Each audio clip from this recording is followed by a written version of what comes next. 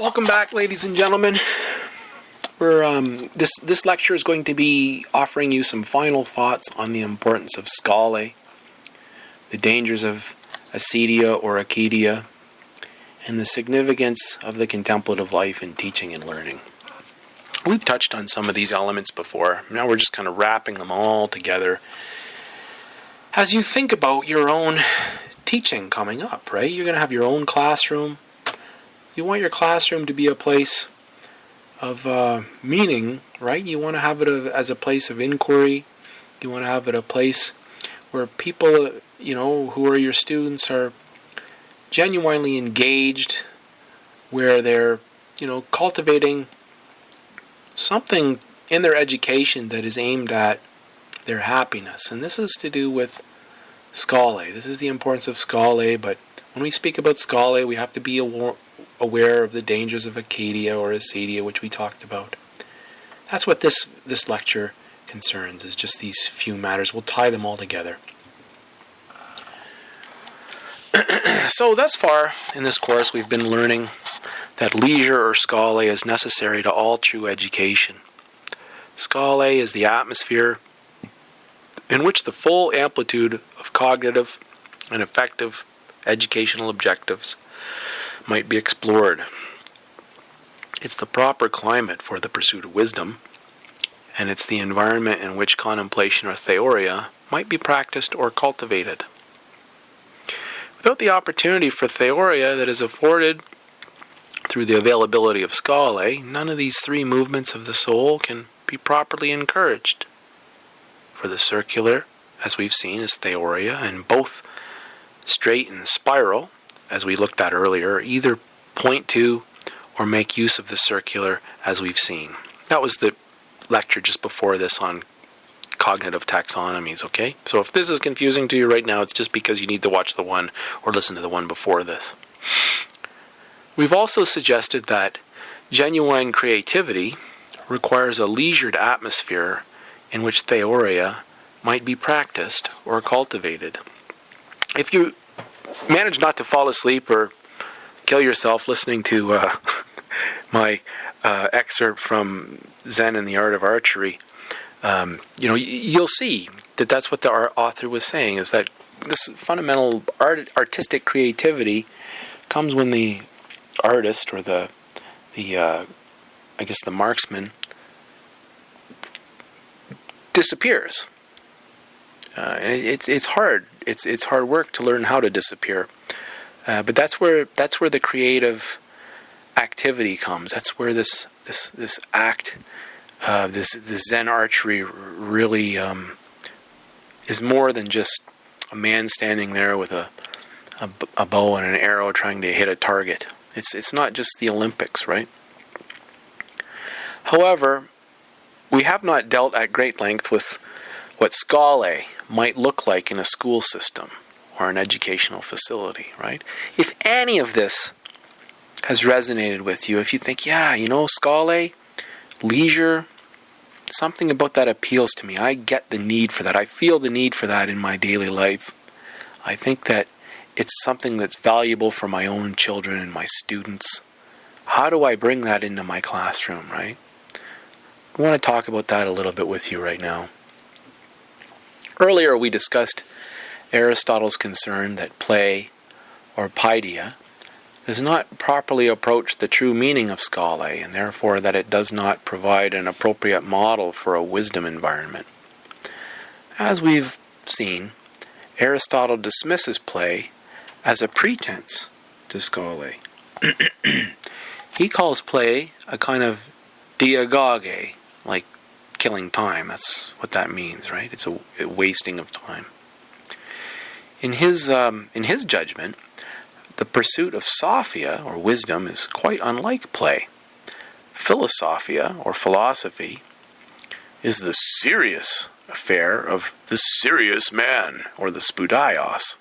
Certainly not the prerogative of the child who plays or lacks such seriousness and maturity. And in one important sense, Aristotle's correct.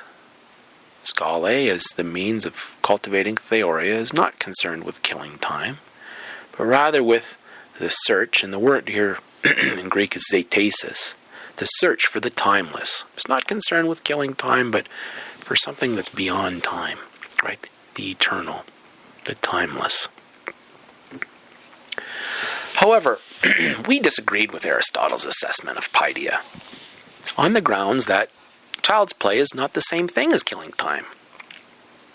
Following the philosopher of play, Johann Huizinga, we argued that play is not unlike philosophy, and that in play we may move below the level of the serious, as the child does, but we can also move above it in the realm of the beautiful and the sacred.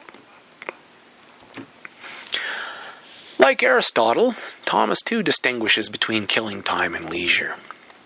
The former arises from the desire to be freed from the experience of lacking occupation or having nothing to do with one's own time.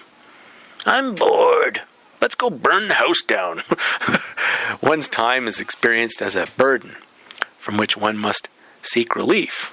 Let's get drunk, because one has never learned how to cultivate the latter aptitude, namely leisure, or attentive awareness of the timeless. Let's watch movies until we puke. Indeed, the inability to enjoy one's schole among youths, having taken the form of idleness, is rightly blamed as the cause for much delinquency, crime, and social dysfunction. This inner restlessness, boredom, and inability to rest in one's own skin has always been understood classically as inertia, sloth, or carelessness, what we earlier called Acedia or Acedia or tomato, right?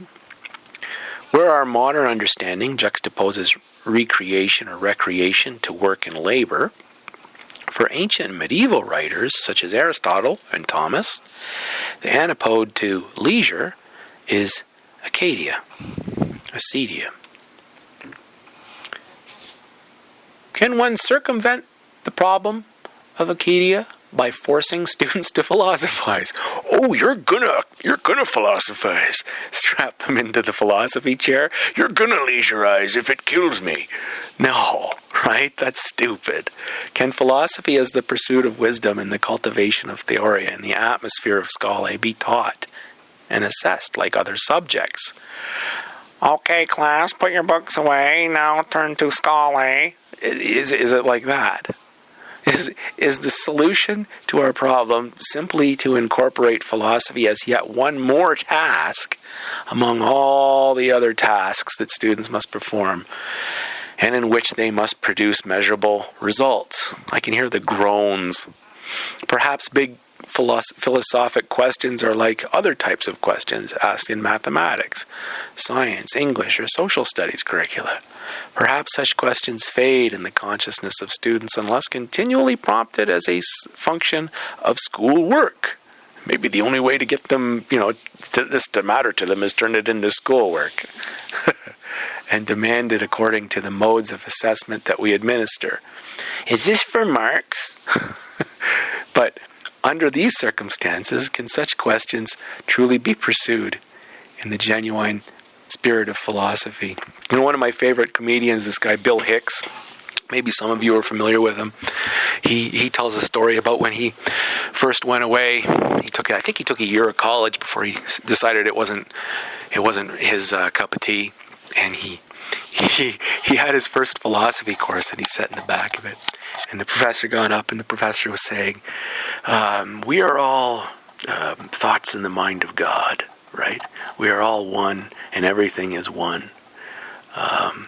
And we're all consciousness trying to, moving through itself to find itself. We're all trying to realize our true nature. And Bill's sitting in the back, and he's just this young guy, and he's just, whoa, this is amazing, right? It just opened his mind. And then he's got these other schmucks with him, these jocks, from, the local football team. They're like, yeah, is this going to be on the test? So, there's a ridiculous nature to this, right? That you can't make something matter to people to whom it doesn't matter. question. How do we deal with the problem of Acedia or Acedia? If Acedia is combated by the practice of Schole, how do we introduce Schole into our classrooms? That's a big question. Thus far, we've argued that Schole or leisure and engagement in the contemplative life is essential to any genuine education aimed at happiness. Thomas asks the question whether teaching, dakara, is an activity of the active or the contemplative life. He finds that the act of teaching has a twofold object that gives it both active and contemplative components, inasmuch as the object of teaching concerns the audible expression of truth and leading others in the consideration of truth for their benefit. Teaching is service to the neighbor. It arises out of friendly concern for others, and it takes its place in the act of life. However, inasmuch as teaching has as its object the sweetness of truth itself, and the soul of the teacher is inflamed with friendship for truth, to this extent, teaching has its place in the contemplative life. If we're to reinvigorate Schole and to promote theoria in the modern classroom, where ought our reforms to start? The root, passionate experience of philosophy as the pursuit of wisdom is philia, or friendship. The centrality of friendship to the rest of the virtues, to the pursuit of happiness, and to seeking wisdom as our highest end, isn't lost on Aristotle, who makes philia, or friendship, the subject of a good part of his own Nicomachean ethics. And according to Thomas, friendship is a necessary component to all teaching, whether in its active aspect as service to the neighbor, like one's students, right? Or in its contemplative aspect as friendship with the truth itself. Certainly any teacher could confirm Thomas's statements about the power of friendship in teaching by looking to its power in our schools. Students bind heart and soul with nothing in school more powerfully than their friendships. The potency of philia in fostering the Schole proper to the perfection of teaching in both its aspects, as well as in student learning, is only matched by the power of paideia, play. Right? Play and friendship. These are keys, folks. These are keys to a wisdom environment, to Schole in your classroom. Indeed, the close bond between philia and paideia may be that paideia is the form through which true friendship expresses itself. You know, friends play together, don't they? So, whether as teachers we're friend to wisdom, the contemplative aspect of teaching, or friendly towards our students by encouraging them to pursue wisdom, the active aspect, our friendliness towards the truth and our neighbor, the students, will always in some measure take the form of paideia or play. Let's keep that in mind. Because when you make your own classroom, right, when you've crafted this little oasis in the school, is it a place of play? Or is it a place of work? What is this? As we have seen in our early defense of paideia against Aristotle's accusations, play relates us to our highest nature. We discussed Plato's depiction of human beings as divine playthings, puppets. If we're not simply to be dead sacks of meat hanging from a cord, we must respond to the playful tugs of the god upon our strings. We must dance divinely for the pleasure of the god. Throughout this image, Plato teaches us that paideia is, in some sense, the manner of our highest fulfillment as human beings in relation to the immortal source of all the good things in which we might rejoice. Moreover, in conjunction with Plato's philosophic image, we have discussed Huizing's defense of play as a form of activity that in principle is not dissimilar to philosophy. All right. So questions and comments about that? We can take those things up in class next time I see you.